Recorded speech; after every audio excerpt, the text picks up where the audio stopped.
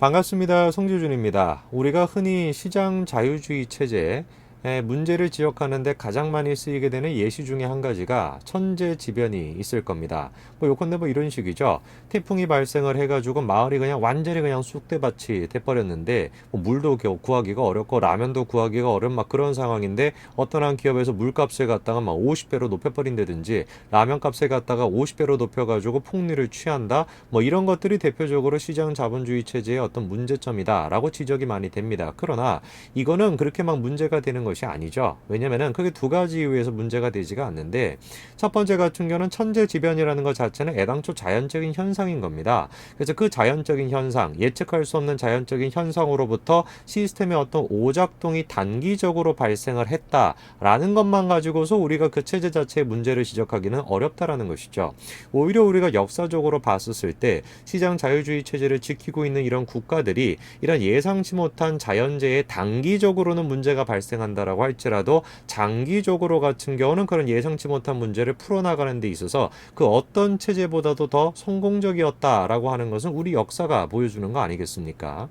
그리고 이제 두 번째 같은 경우는 어느 누구도 시장 자유주의 체제를 주장하는 데 있어가지고 망종을 주장하는 사람은 없다라는 것이죠. 전부 다 우리가 시장 자본주의 체제를 얘기할 때는 틀이 있는 것이고, 그 틀에서 벗어나는 것들을 망종이라고 했었을 때 그거를 이제 지키고 없애나가는 거, 그 역할을 이제 우리가 국가가 해야 된다라는 것은 누구나가 다 동의하는 부분 아니겠습니까? 그렇기 때문에 이제 그런 식으로 망나니 같은 자유를 이제 마구잡이로 써가지고 폭리를 취하는 거, 그거조차도 시장 자유주의에 포함이 돼야 된다라고 주장하는 사람은 애당초 없기 때문에 그런 식의 어떤 예시가 잘못됐다라고 우리가 얘기할 수 있겠죠. 오늘 저는 영상을 통해 가지고 이 폭리와 관련된 얘기를 조금 해보고자 합니다.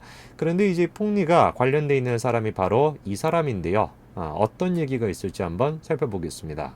자, 이번에 448만 개의 공급을 맡은 곳이 이 공영 홈쇼핑이라고 하는 곳입니다.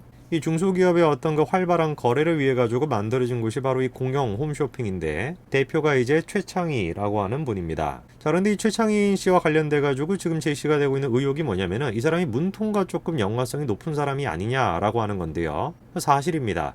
실제로 이제 최 대표 같은 경우는 문통의 경남고 4년 선배이기도 하고요. 제1기의 광고국장 여러 가지를 역임을 했지만, 핵심적으로 같은 경우는 당시에 같은 경우도 낙하산 인사다라고 하는 비판을 받을 정도로 문통의 핵심적인 인물로 여겨지고 있죠.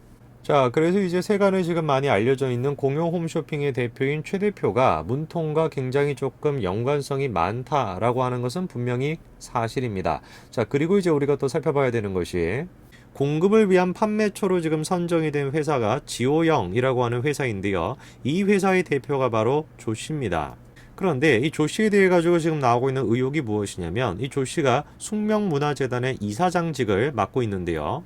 자, 그러다 보니까 여러분도 잘 알고 계시는 숙명라인, 이 대표적으로 이제 김 씨나 손 씨가 있지 않습니까? 이 숙명라인과 연관이 되어 있기 때문에 저렇게 이제 선택이 된 거 아닌가, 공급을 맡을 수 있었던 거 아닌가, 이런 얘기가 지금 나오고 있죠. 물론 일각에서 지적을 하는 것처럼, 야, 무슨 소리를 하는 거냐, 이 조 대표 같은 경우는 숙명여고가 아니라 숙명여자대학교다, 그렇기 때문에 관련성이 없다라고 얘기하시는 분들도 계십니다.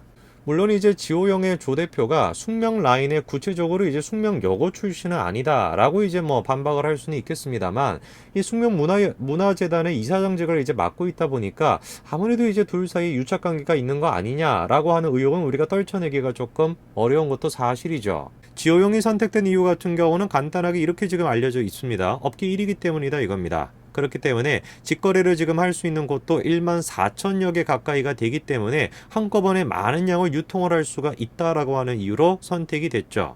물론 이제 겉으로 봤을 때 같은 경우는 합리적인 것처럼 보입니다. 야, 업계 1인데 70% 정도를 갖다가 한꺼번에 이제 할 수가 있으니까 누구를 지금 맡겨야 되겠냐라고 하는 것도 분명히 합리적인 얘기가 되겠죠. 그러나 아까 전에 말씀을 드린 것처럼 숙명 라인과 연결이 있는 것은 아닌가라고 하는 의혹을 떨쳐내기도 어려운 것도 사실입니다. 이거에 대해서 조금 구체적으로 밝혀준다라고 한다면 의혹이 말끔히 시킬 수가 있겠죠. 자, 그리고 이제 이거와 관련돼 가지고 여러 가지 이제 또 저한테 이제 메일 메일을 보내시고 하는 분들의 내용 가운데 이 사실이 아니거나 알려져 있지 않은 부분들도 있는데요. 그거에 대해서 제가 조금 정리를 좀 해보겠습니다. 자, 우선 이제 첫 번째 같은 경우는 최 씨가 조 씨의 남편이다라고 하는 얘기가 지금 이제 돌고 있는데, 조 씨가 일전에 했었던 이제 인터뷰를 제가 검색을 좀 해보니까 이런 얘기를 한 적이 있습니다. 남편은 개인 사업을 하고 있어가지고 둘 다 바쁘긴 마찬가지였다, 이런 얘기가 있는데, 일단 지금 확인할 수 있는 것 같은 경우는 두 사람이 부부관계다라는 것을 확인할 수 있는 자료는 없는 상태입니다. 만약에 부부관계가 정말로 사실이라고 한다면 이거는 또 다른 어떤 특혜 문제가 발생할 수가 있겠죠. 그렇죠? 그렇기 때문에 이거에 대해서 해명이 있어야 되는 부분인 것이지, 지금 상황에서 같은 경우는 부부다 뭐 이런 식으로 주장은 할 수가 없는 상황입니다. 그 다음에 이제 두 번째 같은 경우는 지호영이라고 하는 회사가 그걸 이제 판매를 해가지고 폭리를 취하고 있다라고 하는 거에 대한 얘기인데요.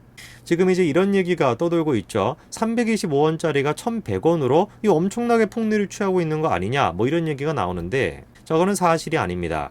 일단 기본적으로 이제 매입 단가 자체가 900원으로 지금 이제 측정이 되어 있는 상태이기 때문에 300원이다라고 하는 거는 사실이 아닙니다. 900원이라고 하는 것이 조금 이제 부족하다라고 생각이 돼가지고 2주부터 해가지고 950원으로 매입 단가를 좀 높여가지고 공급량을 좀 높여보겠다라고 하는 지금 이제 상황이죠. 자, 그러니까 300원짜리를 갖다가 막 1200원 이런 식으로 판매를 해가지고 폭리를 취하고 있다? 그거는 사실이 아닙니다. 애당초에 지금 매입 단가 자체가 뭐 900원 가까이로 측정이 되어 있고, 그게 이제 조금 부족하다가 돼서 950원으로 지금 높이는 상황이기 때문에, 매입 단가가 950원이라고 한다면 포장하고 뭐 인건비에다가 뭐 배송료 이런 것까지 이제 포함하게 된다면은 실질적으로 남는 게 없죠. 그럼 질문, 남는 게 없기 때문에 지호영이라고 하는 회사가 이걸로부터 받는 이익이 없냐라고 한다면 그거는 또 아닙니다. 지호영 추구할 수 있는 이익은 그거를 판매함으로써 받게 되는 금액으로부터 이익을 얻는 것이 아니라 여기에 이익이 있습니다. 즉, 애당초에 지금 지호영이 선택이 됐던 이유가 뭐였습니까? 유통망이 넓다라는 거였어요. 전체 가운데서 14,000개 지금 정도를 지금 직거래로 지금 하고 있지 않습니까? 전체 지금 나와 있는 수 자체가 23,000개라는 것을 생각을 해봤을 때는 엄청나게 많은 양이죠. 자, 그렇기 때문에 이번 이거를 통해 가지고 지호영이라는 회사가 누릴 수 있는 이익이라고 한다면, 그거 이제 뭐 판매를 해가지고 무슨 뭐 폭리를 취한다, 그것이 아니라 유통망을 더 확대를 시킬 수가 있다. 여기에 이제 이익이 있다라는 걸 우리가 생각해 볼 수가 있겠죠. 자, 그리고 또 나오는 얘기 중에 이런 얘기가 있어요. 자, 작년 5월쯤에 있었던 일입니다. 블랙스톤이라고 하는 사모펀드가 지호영의 지분을 전량 인수했다라고 하는 이제 소식이 있는데, 이 블랙스톤, 이 아시아 지역을 담당하고 있는 사람이 바로 에드 후앙이라는 사람이라는 겁니다. 자, 바로 이 사람이 에드 후앙이라는 사람입니다. 아무래도 이제 그 에드 후앙이라고 하는 인물이 얽혀 있다 보니까 일각에서 지금 나오고 있는 얘기가, 야, 이거 아무래도 저 사람을 통해 가지고 어떤 특정 국가에게 이익이 되는 결과가 나오는 거 아니냐, 뭐 이런 이제 뭐 염려 아닌 염려가 나오고 있는 상황이죠. 뭐 근데 이제 제가 드릴 수 있는 말씀은 간단할 것 같습니다. 확인된 바가 없다라는 것입니다. 관련돼 가지고 조금 더 지켜보고 난 뒤에야 우리가 그런 주장을 할 수가 있을 것 같고요. 오늘 제가 영상을 통해서 조금 정리해보고 싶었던 것은 다음과 같습니다. 일단 첫 번째 같은 경우는 정말로 지호영이라고 하는 회사가 그거를 팔아가지고 폭리를 취했냐? 그거는 사실이 아니다라는 것이죠. 오히려 지호영이라는 회사가 특혜를 얻었다라고 한다면 폭리를 취했다라는 것보다도 유통망 확대라고 하는 측면에서 우리가 주장을 해야 된다라는 거.